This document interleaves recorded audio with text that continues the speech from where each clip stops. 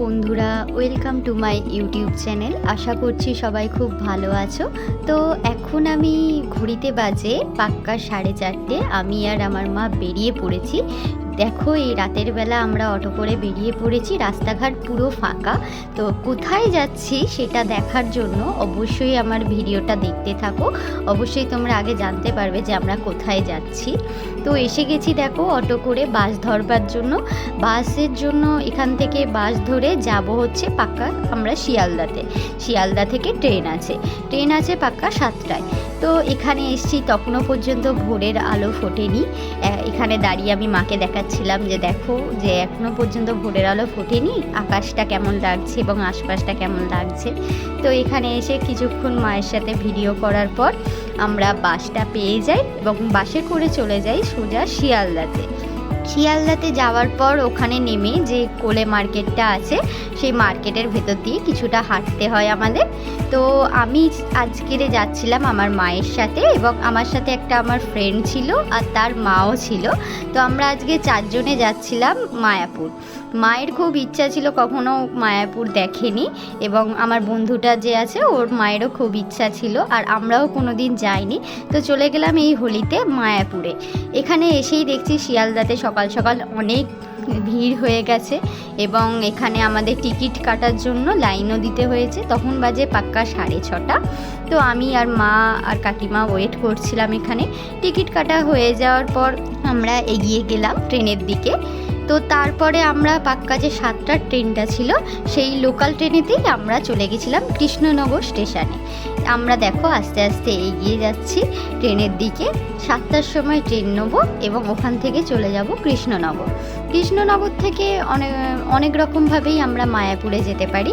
সেটা বাসে করেও যেতে পারি, আবার খেয়াপাড় হয়েও যেতে পারি।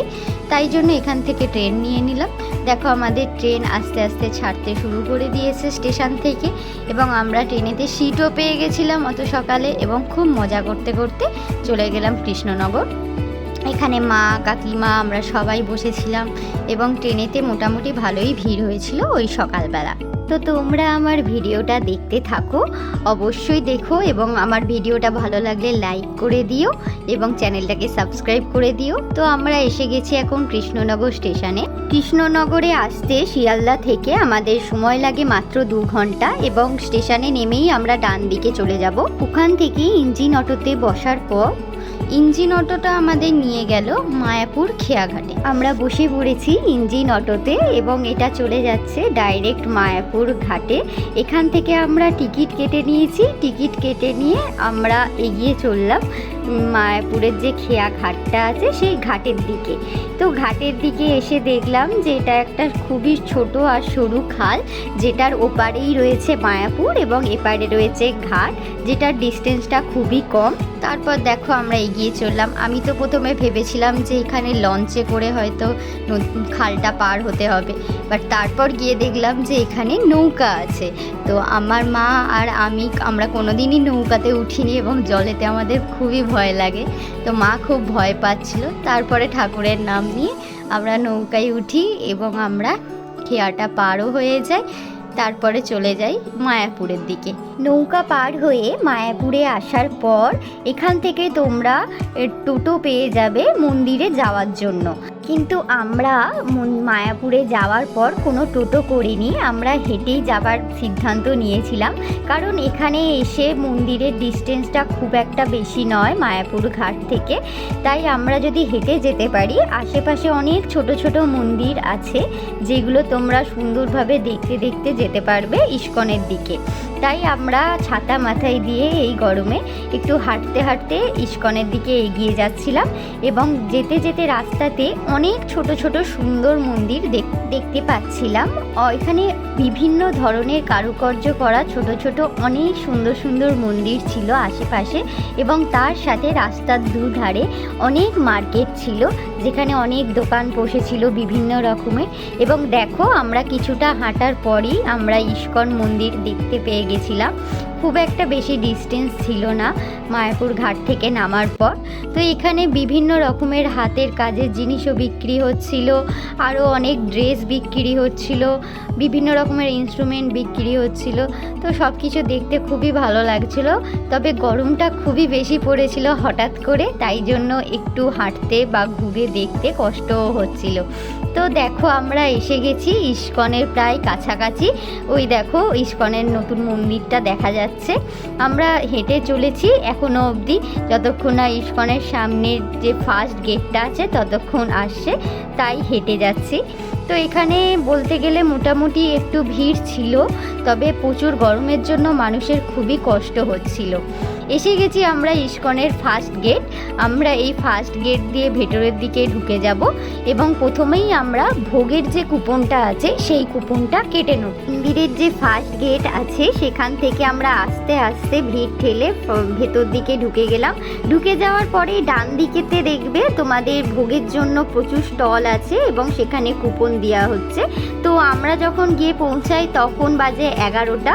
ওখানে তখন সব কটা স্টলই বন্ধ হয়ে গেছিলো, শুধু একটাই স্টল খোলা ছিল যেখান থেকে কুপন দেওয়া হচ্ছিল।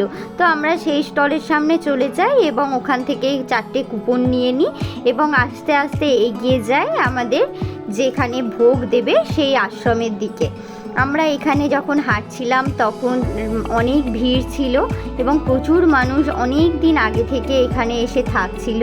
আমরা গেছিলাম এটা একদিনের ট্যুরেতে, হঠাৎ করেই যেহেতু প্ল্যান হয়েছিল তাই জন্য আমি চলে গেছিলাম মাকে নিয়ে, সবাইকে নিয়ে একদিনের জন্য মায়াপুর ঘুরতে। ভেতরে যখন গেলাম ভোগের জন্য, গিয়ে দেখলাম প্রচুর মানুষ আগে থাকতে খেতে বসে গেছে এবং আমরাও চলে এসেছিলাম খাবার জন্য এখানে ভোগ প্রসাদের জন্য। এসে গেছি, এসে বসে পড়েছি এবং সাথে ভোগও পেয়ে গেছি, খিচুড়ি এবং ভাত, তার সাথে কুমড়োর চচ্চড়ি এবং তার সাথে ছিল পুঁই শাকেরও চচ্চড়ি। তবে পায়েস আর মিষ্টিটা পাইনি, সেটা তখন শেষ হয়ে গেছিলো যেহেতু অনেক লোক ভোগের জন্য আসছিল হোলির সময়। আমরা এখানে বসে বসে ভোগ খাওয়ার পর চলে গেলাম এবার মন্দিরটা দর্শন করতে। এখানে আমরা এগিয়ে চলেছি। এখানে একটা সুন্দর একটা সাইড সিন আছে ভেতরে, যেখানে ভালোভাবে একটা ওয়াটারফল আছে এবং ইস্কনের যে নতুন মন্দিরটা আছে সেটা সাইডটা দেখা যাচ্ছে। এইটা হচ্ছে ইস্কনের প্রভুপাদ মন্দির, যেটা হচ্ছে পুরানো। এই মন্দিরেতে যাওয়ার জন্য অনেক রিচুয়ালস আছে, যেরকম জুতো আর ফোন জমা রেখে তবেই এই মন্দিরে যেতে হয়। আমরা এগিয়ে চললাম নতুন যে ইস্কনের মন্দির এবং এই পুরনো মন্দির দুটোই দেখার জন্য। তো চলে গেলাম এখানে সামনের দিকে এগিয়ে। আস্তে আস্তে হেঁটে যাওয়ার পর দেখলাম যে সত্যি মন্দির দুটো কত সুন্দর লাগছিল এবং ওয়েদারটাও এত ভালো ছিল আর এত সুন্দর ছিল আকাশটা, যার জন্য খুব সুন্দর লাগছিল মন্দিরটা দেখতে। তারপর আমরা কিছু ফটো তুলে নিলাম সবাই মিলে। তবে ওখানের মন্দিরের ভেতরে ফটো তোলার কোনো নিয়ম নেই।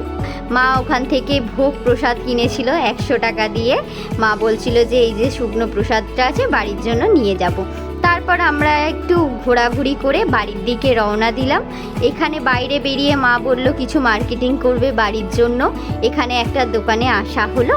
আসার পর মা দেখছিল যে কি নেবে। তারপর ওখান থেকে ঠাকুরের এই দুটো ফটো নেওয়া হলো এবং এই করতালটা নেওয়া হয়েছে আমার দিদার জন্য, যেটা আমার দিদাকে দেবে আমার মা, এবং হাতের দুটো ব্রেসলেট কেনা হয়েছিল ঠাকুরের। বাইরে থেকে কিছুটা মার্কেটিং করার পর আমরা মায়াপুরের মন্দিরের সামনে থেকেই উঠে গেছিলাম ডাইরেক্ট বাসে এবং বাস আমাদের ডাইরেক্ট নিয়ে চলে এসেছিল কৃষ্ণনগর স্টেশনে। আমরা মায়াপুরে আসার সময় প্রথমে ইঞ্জিন অটো, তারপর খেয়াঘাট পার হয়ে এসেছিলাম, কিন্তু যাওয়ার সময় আমরা ডাইরেক্ট বাসে করে চলে গেছিলাম কৃষ্ণনগর স্টেশনে। তো এখানে আমরা দুরকম রাস্তা ব্যবহার করেছিলাম যাওয়া আর আসার জন্য। তারপর চলে এসেছি কৃষ্ণনগর স্টেশনে। এখানে এসেই একটু লস্যি ব্রেক নিয়ে নিলাম, যেহেতু খুবই গরম পড়েছিল এবং প্রচুর ডিহাইড্রেশন লাগছিল সবার, তাই জন্য এই লস্যিটা নেওয়ার পর খুবই শান্তি লাগছিল সবার এবং খুবই তৃপ্তি হচ্ছিল। এই লস্যিটা খাওয়ার পর আমরা উঠে গেছিলাম 5:30টার লোকাল ট্রেনে, যেটা আমাদের 2 ঘন্টা পরই শিয়ালদাতে নামিয়ে দিয়েছিল এবং লোকাল ট্রেনেতে আমরা সিটও পেয়ে গেছিলাম এবং খুব ভালোভাবে বাড়ির দিকেও রওনা দিচ্ছিলাম। তো আমার ভিডিওটা আজকের এই অবধি। ভালো লাগলে অবশ্যই লাইক করে দিও এবং আমার চ্যানেলটাকে সাবস্ক্রাইব করে দিও। আশা করছি পরে এরকম ছোট ছোট অনেক ভিডিও দিতে থাকবো। তো দেখা হচ্ছে আবার নতুন একটা ভিডিওতে।